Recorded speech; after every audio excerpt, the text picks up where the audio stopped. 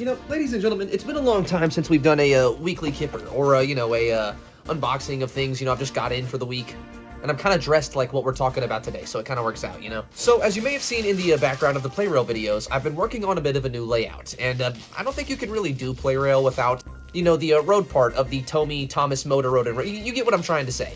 We have a Bertie, and we have quite a bit of road segments that, well, with any luck, we're going to implement onto the layout. So, let's go ahead and take a look at everything we got today. So, I'm sure some people will be curious. This entire lot was bought from eBay, you know, just kind of scouting, looking for some Tomy road stuff, and boom, I found a pretty much complete road system with some pretty interesting road pieces, as you can see here. And of course, we have a Tomy Bertie. But we're not just going to take a look at the Tomy Bertie with any luck. I've kind of noticed no one's really, or I haven't really seen anybody customize one of these things.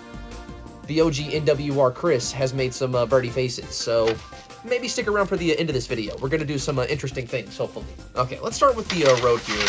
I'm not actually sure if I've ever talked about the road or the Tomy Thomas road. Maybe in like a really old review or something like that, but I guess that's what today's for, you know what I'm saying? This is everything we got today. We've got some half straights there. We've got this is the one that I was pretty interested in, a elevated viaduct curve, or I don't really know if it's a viaduct necessarily, but it's a bridge curve, as you can see here. Now, sadly, we only got one, but we do have enough curves here to make a full layout. Maybe I'll just use some foam or something like that to you know, supplement that. I also have a 3D printer again, so maybe that'll, you know, will help me out in the future. We also have some ramp pieces here, which have the green or hilly bottom. A little dirty, you know, maybe could use a clean before I put these on the layout permanently. And let's see, we got two of those. We've got one of the elevated curve pieces. I believe, yeah, three more, or three normal pieces of curves, and several straights. We've got 3 normal straights, 4 half straights. And I mean, yeah, that's pretty much a full layout. Nothing really too fancy, but well, hopefully something we can turn into, you know, something cooler. You get what I'm trying to say. And let's take a look at the road pieces themselves. I mean, there's really not a lot to say about any of them. I mean, on the bottom it says a 1993 Tomy. I'm not sure if you can see that with the camera position. Besides that, it's literally just a great piece of plastic with some border, as you can see there. Or I guess that might be a sidewalk, or I'm really not sure what that is, but it's, you know, the side of the road, I guess. Maybe a curb or something like that. And it snaps together very easily, just like that, with the 2 tabs at the end of the track. It's really nothing too complex. It's a very, very simple road system, and it's something we really don't see at all from Playrail Thomas nowadays. Now, to be fair, Tomy Road and Rail is completely different from Playrail, but it would still be cool. I think Playrail has still used this before, especially in the past. It'd be cool to see it come back. You know, we're kind of in a dark ages with Playrail, and they do everything very cheap. I don't see, if this was a thing, it'd be like $300, you know what I'm saying? In like a very basic set. I mean, Playrail's really not that bad. That's not me trying to oversell it, but this definitely feels like the product of a bygone era, not something we would see today necessarily. The only real variation we're gonna see in these pieces is, you know, stuff like this in the viaduct, as you can see there, where it's kind of like, I guess brick and stone there at the bottom. Could maybe be painted or something like that. And here in the slopes, as you can see, again, we've got the green hill bottom. It's kind of got a little bit of a grading here to help the road vehicles actually go up the slope. It's pretty simple, you know, it's just a very basic piece of road, I guess. I keep wanting to call it track, and it pretty much is, but again, this is what Bertie, Horrid Lorry, Elizabeth, all that stuff runs on. And speaking of those, let's take a look at the Bertie we have today. He's not wrapped up too tight, so this shouldn't be too hard. There we go. So, Tomy Bertie, ladies and gentlemen, it's a classic. It's very, very simple, as you can see here. I mean, look at that face.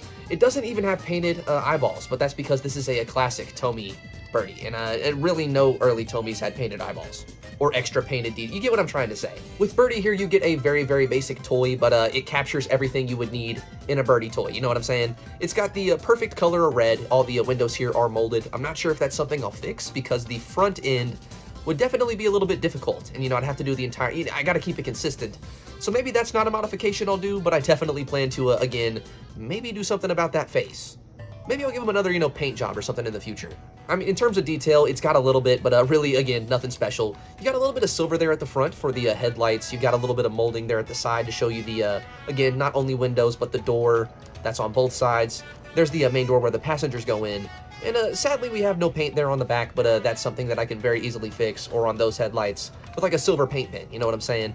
Very, very basic toy. And there's a single screw here at the bottom that opens up to, I believe, 2 double A's. Let's double check that.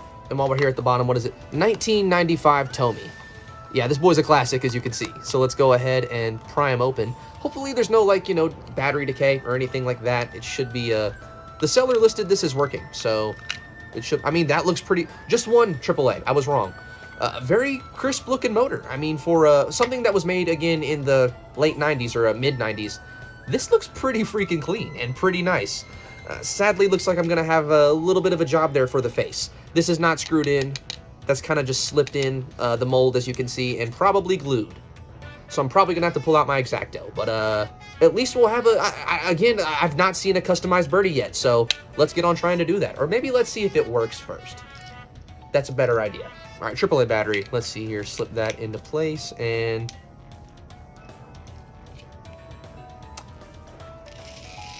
okay, it scared me. It didn't turn on. That spooked me. That spooked me. It does work though. Hell yeah! All right, we have a working Bertie, ladies and gentlemen. Pretty nice. I do need to clean that motor area or the wheel area, as you can see there. So maybe let's do that first before we modify this thing. But yeah, working Bertie. Cool. Let's set this. Oops. Cool. Let's set this road up. Hopefully, he still works. Is it?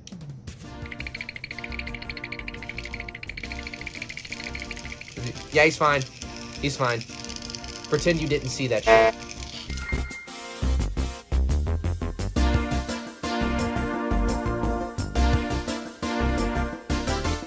Take a small screwdriver here and just try to scrape out any of that dust. I might need a smaller screw. Oh my goodness. Yeah, it's he needed this. Still not the dirtiest motor I've ever seen, you know what I'm saying? It could be a lot worse. Where's the other screwdriver I had? I'm always losing my tools, man. Oh, it was in my pocket. Cool. Okay, let's go ahead and try to get the rest of that junk out of here. It looks like there's some sort of like grease or Play-Doh, or I really don't know. A lot of hair, you know what I'm saying? Can't really say much. I have cats. That happens to me all the fucking time. All right, it's a little better. That's looking good. Let's try the battery again. Make sure I didn't mess nothing up. Nope, he's working beautifully. Okay. Bertie, and putting him back together slightly. I have to screw him in. Or no, I have to get the back tab in. Then screw him in. But yeah, Bertie. Kind of want to just go ahead and try the fit. Let me see if that'll work. I also kind of just completely guessed on the size of the print, and it looks like I might have nailed it. Again, shout out NWR Crit. Look at this face. The only thing I did here was kind of add the outer rim. What a, just the goat of Thomas face modeling. Let's try to put this on a Bertie.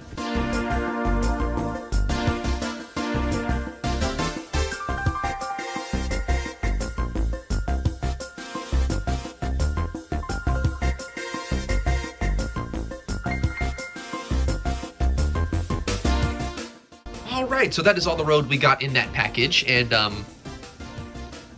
yeah, it may not be a lot, but, you know, it's better than nothing. You know, it's a start at the very least. So what exactly is the idea here? Well, it's kind of just a very basic road connection to Farquhar, or whatever station this ends up being. You know, I might end up repainting this or something.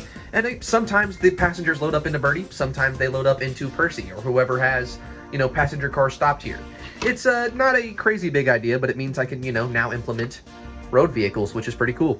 And to add on to that, as you can probably see, or just saw, yeah, you can customize these road vehicles too. This is the first time I've ever really seen anybody do a face swap on a Tomy Bertie, so it's at least confirmation to me this is something you can absolutely do.